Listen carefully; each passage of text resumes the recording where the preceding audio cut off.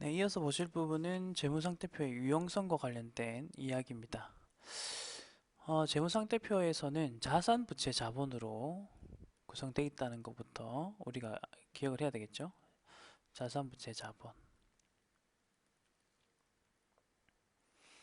자산, 부채, 자본의 금액과 구성을 나타내는 게 바로 재무상태이고 그것을 나타내는 표를 재무상태표라고 하는 겁니다. 자, 자산의 금액과 구성을 보면 자산 구조를 알 수가 있고, 그리고 부채나 자본의 금액과 구성은 재무 구조를 알 수 있다라고 되어 있습니다. 그래서 이것도 재무상태표를 간단하게 그려보면서 이야기를 하면,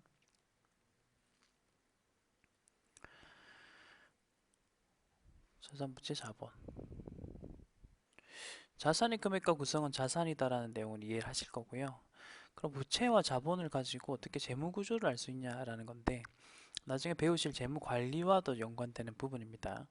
재무상태표의 대변 같은 경우는 부채와 자본으로 구성이 되어 있고 자금의 조달과 관련이 있습니다. 그래서 이건 자금의 조달과 관련이 있는 건데 부채는 채권자로부터 빌려온 돈을 뜻하는 것이고 그 다음에 자본은 투자자들로부터 투자를 받은 돈을 뜻하는 거죠. 그래서 어떠한 곳에서부터 원천을 말하는 거죠. 어떠한 원천에서 자금을 조달하였느냐라는 방식으로 이야기하는 건데 그렇기 때문에 부채와 자본을 통해서 재무 구조를 판단할 수 있다라고 하는 겁니다. 자, 이렇게 자산, 부채, 자본으로 구성되어 있는 재무 상태 정보 같은 경우는 기업의 유동성 그리고 장기 지급 능력 평가에 이용이 된다라고 하고 그렇다면 유동성이라는 것은 어떤 것을 뜻하며 그 다음 장기 지급 능력이라는 것은 어떤 것을 이야기하는 것인지 보자는 겁니다. 먼저 유동성은요.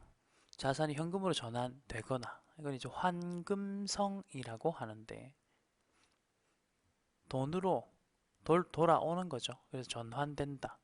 그래서 전환할 때 환자, 현금할 때 금자 해서 환금성이라는 표현을 쓰고 그 다음에 부채 같은 경우는 현금으로 지급되어야 되는 것까지 시간. 자, 우리가 유동이라는 단어와 비유동이라는 단어를 우선 구분할 줄 아셔야 되는데 먼저 유동이라는 단어는 1년 이내라는 것으로 키워드 잡고 비유동은 1년 이후로 잡으세요. 자, 이걸 다시 자산으로 돌려서 이야기해보면 1년 이내에 현금으로 전환이 되면 유동 자산이라고 할 수 있고 1년 이후에 현금으로 전환되면 비유동 자산입니다. 부채로 이야기해보면 1년 이내에 갚아야 되면 유동 부채가 되고 1년 이후에 갚아야 되면 비유동 부채가 되어야 하는 거죠. 이것처럼 1년이라는 기준을 보통 두는데 이거를 시간의 크기라는 표현을 쓰는 거죠. 자, 그런 식으로 유동성에 대해서는 한번 아시면 되겠고 그 다음에 장기 지급 능력이 나오는데 우선 이 장기란 단어가 나온 김에 자, 아까 유동은 제가 1년 이내라는 표현을 썼고요. 보통 여기에 단기라는 말이 붙습니다. 자, 비유동은 1년 이후라고 했지만 보통 여기는 장기라는 말이 붙죠. 지금 제가 각각 세 가지씩의 키워드들을 분류를 해놨죠.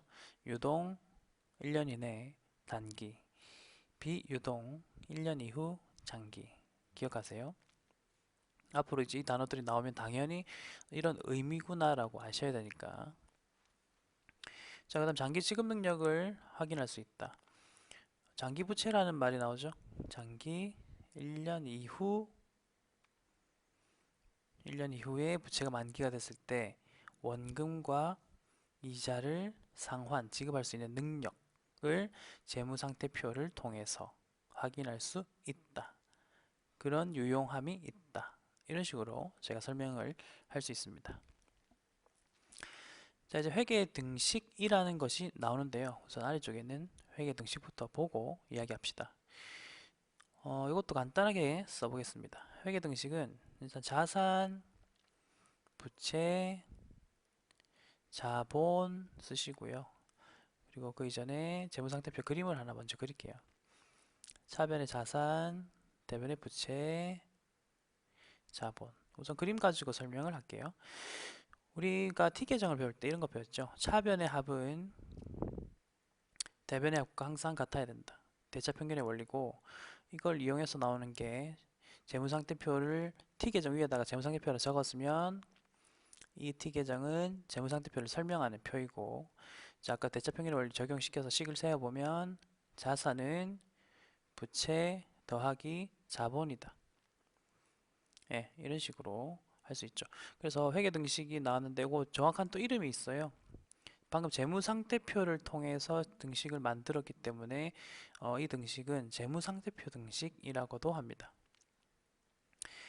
자, 그리고 나온 김에 또 다른 등식 하나를 더 언급하겠습니다. 마찬가지 방식입니다. 자산, 부채, 자본 쓰시고요. 그 다음에 자본 등식이라는 말이 있습니다. 자본 등식. 우선 이름 보시다시피 자본이 주인공이기 때문에 자본을 혼자 두시고요. 자, 그럼 자산에서 부채를 어떻게 해야지 자본이 될까요? 마이너스죠. 이런 식으로 두 가지의 등식을 한번 지금 이야기를 했습니다. 이것도 한번 기억해 보시고, 이 내용을 바탕으로 위에 있는 예시를 설명을 해 보겠습니다. 먼저 출자액이 있고요. 그 다음에 차입금이 있습니다. 재무상태표를 그리고요. 자, 출자액은 자본으로 들어가니까 자본 자리, 그 다음에 차입금은 부채 자리죠. 총 금액은 보시다시피 15억 되겠습니다. 자, 그럼 이 돈을 가지고 어떻게 우리 회사를 운영하느냐. 먼저 공장 설비 12억 돼 있죠. 이 돈 중에서 12억은 공장 설비입니다. 공장 설비는 유형 자산이고요. 12억. 자, 그럼 나머지 얼마가 남아야 되죠? 네, 15억이 남아야 되는데, 15억이 차변이 있어야 되는데 12억을 뺐으니까 3억이 되죠. 이 3억을 어떻게 썼다라고 돼 있냐면 원자재 값으로 원자재를 샀다라고 돼 있죠. 원자재는 재고자산. 이런 식으로 재무상태표가 구성이 된다는 거죠. 그리고 아까 전에 배웠었던 자산은 기업의 경제적 자원을 뜻한다라고 했잖아요. 그래서 공장, 설비, 원자재 이건 자산 쪽에 가는 것이고, 그 다음에 청구권은 부채와 자본을 뜻한다 했죠. 그래서 소유주의 청구권은 자본이었고, 그래서 10억 원, 채권자의 청구권은 5억 원, 이건 부채였죠. 네, 이런 식으로 설명을 할 수 있는 거예요. 그래서 이런 내용들은 문장으로만 너무 읽으면서 이해하려고는 할 필요는 없고, T계정 하나 그려가지고 그림을 그리면서 좀 더 직관적으로 이해를 하자는 겁니다. 아래쪽에 있는 내용 한번 읽어보시고요. 자, 그리고 재무상태표 이야기를 계속 하는데, 재무상태표에는 다음과 같은 최소한의 정보들이 있어야 된다라고 되어 있고, 그 다음에 아까 우리 중요성 배웠었죠. 중요하지 않은 것들은 통합하시고, 그 다음에 지금 아래쪽에 보이시는 것들은 별도로 구분 표시해라. 그 이유는 중요하니까 그 이야기입니다. 그래서 지금 밑에 있는 이 내용들은 눈으로 한번 보세요. 눈으로 보시면 되고, 삼성전자나 이런 회사의 재무제표를 열어보시면 이 내용들은 보통 다 표시가 되고 있습니다. 금액으로 해서 표시가 되고 있을 거예요.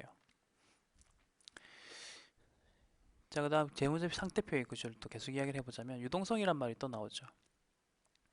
재무상태표에서는 유동자산, 비유동자산 혹은 유동부채, 비유동부채 이런 식으로 표시한다라고 간단하게 말씀을 드렸었는데, 이제 그거를 표시하는 방법이 두 가지가 있다.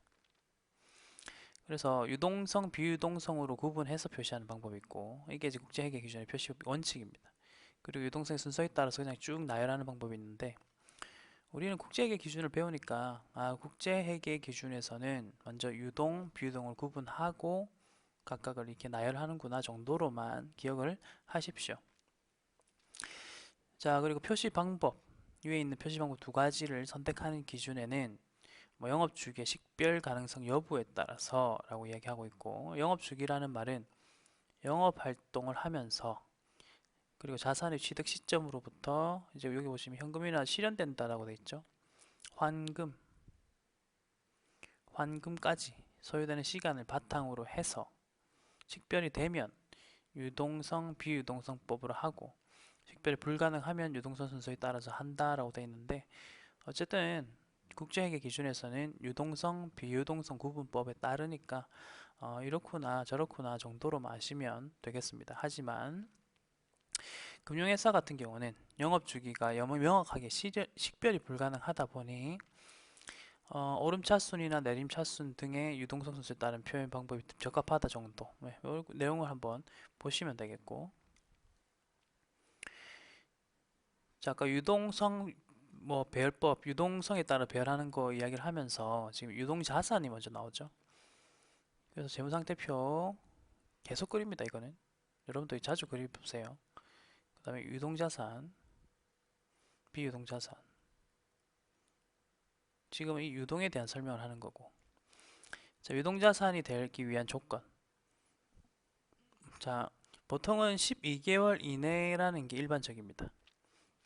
자, 그런데 이런 말 있죠? 정상적인 영업주기 내에, 정상적인 영업주기 내에 라는 표현도 유동자산이 될 수 있는 그런 분류 요건이 되고요.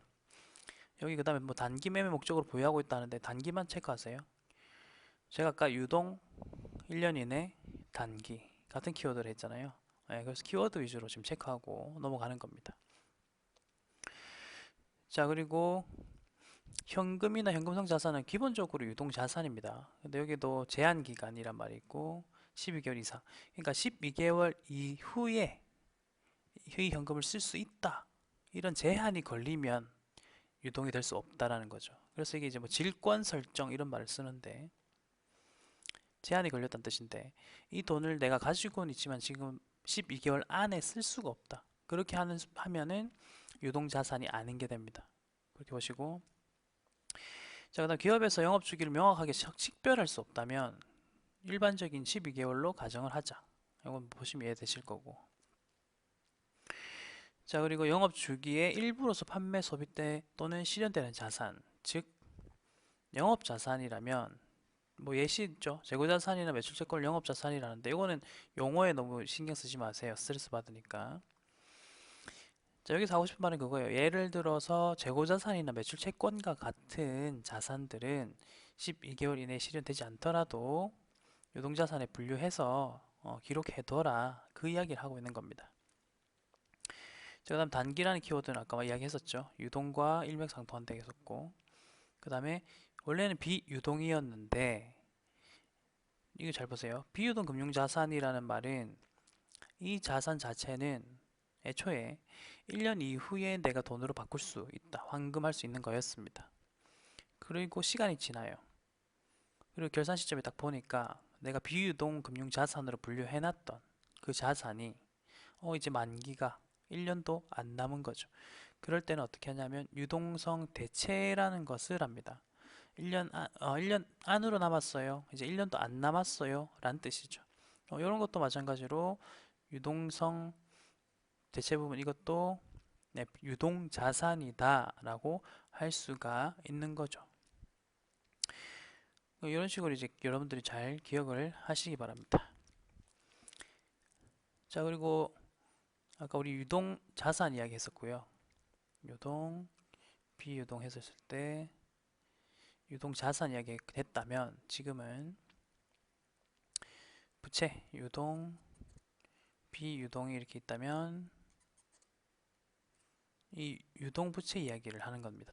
비슷한 말이 다 써 있어요. 이것도 영업주기 내 단기 11개월 이내에 갚아야 되고 그 다음에 보고기간 후 12개월 이상 부채 결제를 연기할 수 있는 무조건 가지고 있지 않다라고 되어 있는데 이 문장은 좀 문장이 어려워 보이긴 하는데 그거죠. 내가 부채를 가지고 있고 원래 12개월 이내에 결제하기로 되어 있는데 이걸 내가 나중에 연기할 수 있는 권리는 무조건적인 권리라 되어 있죠. 그러니까 가지고 있지 않다 했으니까 연장이 안 되는 거예요. 무조건 12개월 안에 갚아야 된다라는 말이죠. 그러니까 유동 부채가 되겠죠. 자, 그다음 매입 채무나 뭐 영업 원가에 대한 미지급 비용이라는 게 있는데 우선 미지급 비용은 부채입니다, 여러분.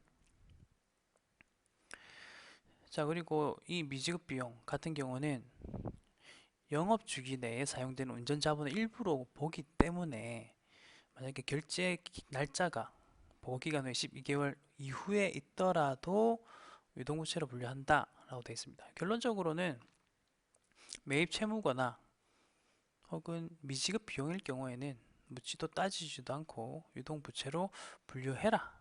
뭐 그렇게 이해하시면 되겠고 자, 이것도 마찬가지로 영업주기를 식별할 수 없으면 1년으로 보고 자, 그 다음에 기타 유동부채로 해서 이 내용들이 나와 있는데 이것도 단기라는 말, 이거 키워드죠. 그 다음에 당좌 차월, 그 다음에 원래 비유동 부채였는데 이것도 마찬가지입니다. 이제 갚을 날짜가 1년도 안 됐구나. 그러면은 유동 부채가 되고, 그 다음 미지급이란 글자, 아직 배당금 지급하지 않았지만 1년 안에 지급할 거니까 유동 부채가 되는 거고, 그 다음에 법인세나 기타 지급 채무들은 다 기본적으로는 유동 부채로 분류한다. 이런 식으로 내용이 되어 있습니다.